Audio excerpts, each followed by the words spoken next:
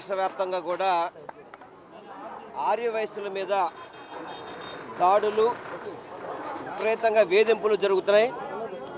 దానికి కారణం ఈరోజు ఉదాహరణ ఏదంటే మన పొదిలిలో అవినాష్ అన్న కుర్రాడు వాళ్ళ షాపు ముందు లారీ నుంచుందని చెప్పని అక్కడున్న ఎస్ఐ ఆ లారీ డ్రైవర్ను కొట్టడం, ఆ తర్వాత ఈ లారీ ఎవరికి సంబంధించిందని చెప్పని ఆ షాపులోకి వెళ్ళి ఆ షాపు యజమాని కుమారుడైన అవినాష్ అన్న కుర్రవాడిని దాదాపు 3 రోజుల నుంచి చిత్రహింసలు పెడుతూ రక్తం వచ్చేటట్టు కొట్టడం, ఇదంతా కూడా పొదిల్లో జరిగిన ఘటన. అందుకే ఈరోజు వ్యాపారస్తులందరూ కలిసి పొదిల్లో ఈరోజు బంధు పిలిపివ్వడం, బంధు కూడా స్వచ్ఛందంగా ప్రతి ఒక్కళ్ళు కూడా చేయడం జరిగింది. ఎందుకంటే వాళ్ళ కొట్టు ముందు లారీ పెట్టాడని చెప్పని పోలీసు కోపంతో అతని అవినాష్ అనే కుర్రవాడిని స్టేషన్కి తీసుకెళ్ళి చితకబాది అతను దెబ్బలు తగిలాయని చెప్పని గవర్నమెంట్ హాస్పిటల్కి వెళ్ళి ట్రీట్మెంట్ కోసం వెళ్తే నువ్వు మళ్ళీ హాస్పిటల్కి వెళ్తావని చెప్పని మళ్ళీ స్టేషన్ తీసుకొచ్చి చితకబాది తన తండ్రి కోటేశ్వరరావు గారు మా అబ్బాయికి ఎందుకు ఇలా చేస్తారని చెప్తే తండ్రిని కూడా కొట్టడం జరిగింది. అంటే కూటమి ప్రభుత్వంలో వ్యాపారస్తులకు కానీ ఆర్యవైశ్యులకు కానీ ఎక్కడా భద్రత లేదు అనడానికి ఈరోజు పొదులు యొక్క కారణమే ఒక రీజన్ అని చెప్పి అందరికీ తెలియపరచుకుంటున్నాను.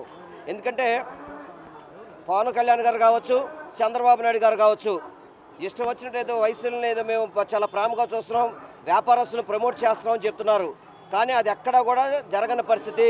ఒక పక్క అధికారులతో వేధింపులు, జిఎస్టీ అధికారులతో వేధింపులు, మరొక పక్క పోలీసులతో వేధింపులు. ఎవరైతే పొదిలి ఎస్ఐ ఉన్నాడో ఈ ఘటన చేసిన ఎస్ఐని సస్పెండ్ చేయాలి, చట్ట ప్రకారం అతని మీద క్రిమినల్ చర్యలు తీసుకోవాలని చెప్పి మేము డిమాండ్ చేస్తున్నాం. లేని పక్షంలో వ్యాపారస్తులంతా కలిసి రాష్ట్ర వ్యాప్తంగా ఉద్యమం చేస్తాము.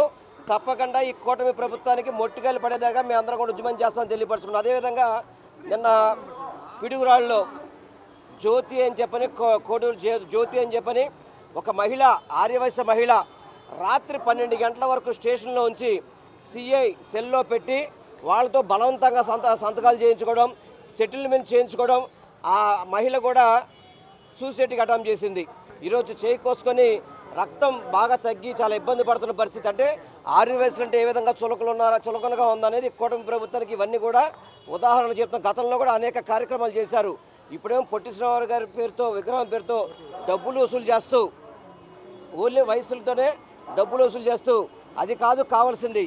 వ్యాపారస్తులకు భద్రత కల్పించండి, ఆర్యవైశ్యులకు భద్రత కల్పించండి. మీరు ఇదే ధోరణి కనుక కొనసాగిస్తే రాష్ట్ర వ్యాప్తంగా, ఆంధ్ర రాష్ట్ర వ్యాప్తంగా ఉన్న వ్యాపారస్తులందరూ కట్టుకొని ఉద్యమాలు చేసి ఈ కూటమి ప్రభుత్వాన్ని దిగే వరకు కూడా మేము ఊరుకోమని చెప్పని మీ ద్వారా నేను తెలియపరచుకుంటున్నాను. ఈరోజు మాజీ మంత్రి కారుమూరి పైన కూడా కేసు పెట్టున్నారు. ఈ రెడ్ బుక్ రాజ్యాంగాన్ని అమలు చేస్తాం, ఏ విధంగా చూడాలి?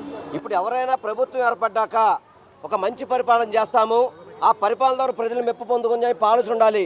కానీ ఈ లోకేష్ అనే వ్యక్తి రెడ్ బుక్ అని చెప్పని కేవలం రెడ్ బుక్కి, ఆ యొక్క అరాచకాలకి పరిమితమైంది తప్ప ఈ కూటమి ప్రభుత్వం అభివృద్ధి కానీ, సంక్షేమం కానీ ఎక్కడా కూడా ఈ ప్రభుత్వంలో లేదు అని చెప్పి మీ అందరికీ కూడా తెలియపరచుకున్నాను. నేను కేవలం ఇప్పుడు చెప్పడానికి కారణం ఏంటంటే ఆర్యవైశ్యుల మీద ఈ ప్రభుత్వం ఏర్పడ్డాక దాడులు అనేది పెరిగిపోయినాయి, విపరీతంగా పెరిగినాయి. పైకి మాత్రం కపట ప్రేమ చూపెడుతున్నారు చంద్రబాబు నాయుడు గారు, పవన్ కళ్యాణ్ కానీ.